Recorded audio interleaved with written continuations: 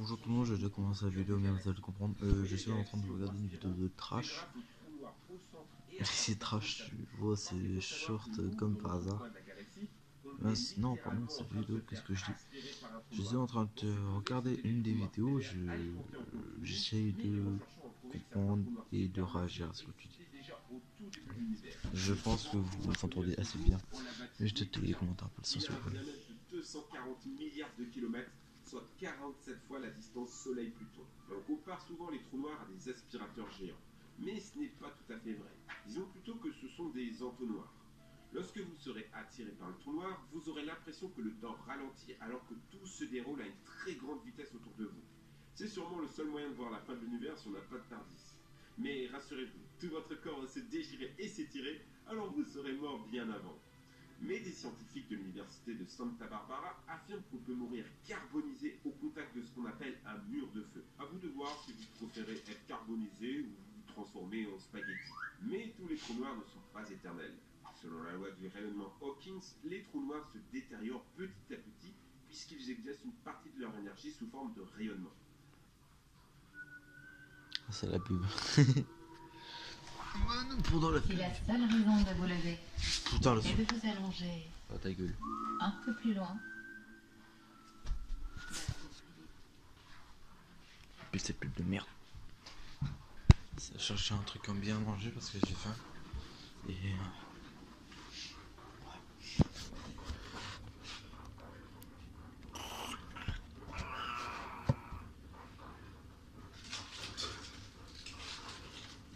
Ouais.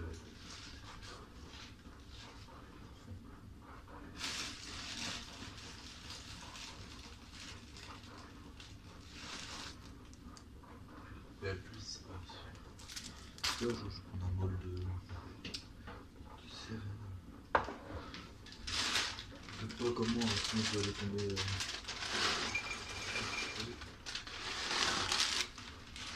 Je les conseille.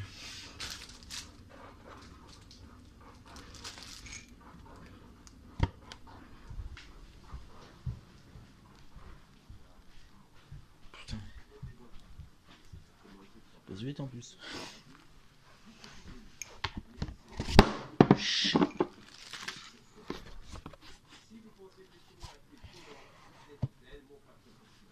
Non, ça va. À grande échelle.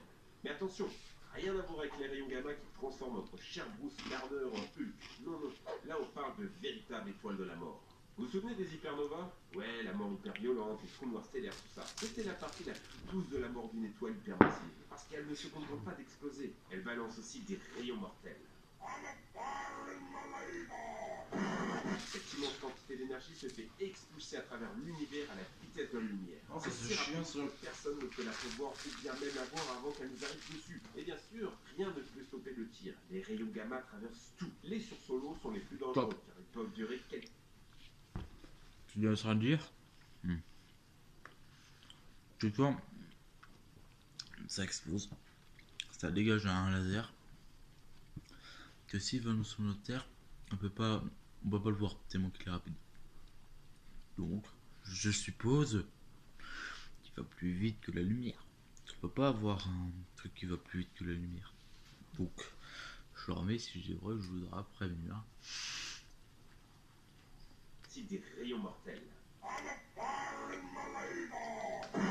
Cette immense quantité d'énergie se fait expulser à travers l'univers à la vitesse de la lumière. C'est si rapide que personne ne peut la prévoir ou bien même la voir avant qu'elle nous arrive dessus. Et bien sûr, rien ne peut stopper le tir. Les rayons gamma traversent tout. Les sursauts lourds sont les plus dangereux car ils peuvent durer quelques minutes. Ils sont créés lorsqu'une hypergéante meurt et qu'un trou noir se forme. Mais toutes les formations de trous noirs qui suivent une hypernova n'entraînent pas de sursaut gamma. Et on ne sait pas pourquoi. Finalement, qu'ils soient longs ou courts, les sursauts gamma annoncent toujours l'apparition d'un nouveau trou noir dans l'univers. Le problème de ces rayonnements, c'est qu'ils pourraient détruire la Terre, mais ils ont probablement déjà détruit d'autres planètes abritant la vie. Et on pense que 90% des galaxies sont saccagées par les sursauts gamma. Quasar, le cannibalisme galactique. Si vous ne le saviez pas déjà, l'univers tout entier est en expansion. Mais il y a toujours des irréductibles. Certaines galaxies ne s'éloignent pas l'une de l'autre, mais au contraire se rapprochent. C'est le cas de Whirlpool. Non, pas ça. La galaxie Whirlpool qui déguste sa petite compagne depuis déjà un bon paquet d'années.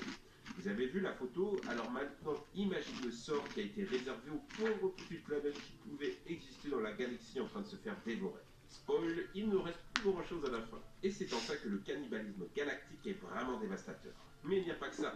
D'ici 4 milliards d'années, la galaxie Andromède et notre Voie lactée entreront en collision, sans pour autant se dévorer, comme elles ont un rapport de force équivalent, approximativement les mêmes tailles, une grosse densité d'étoiles et un trou noir au centre. Elles vont fusionner. Chaque objet composant la galaxie va subir l'attraction des deux trous noirs supermassifs et être détruit.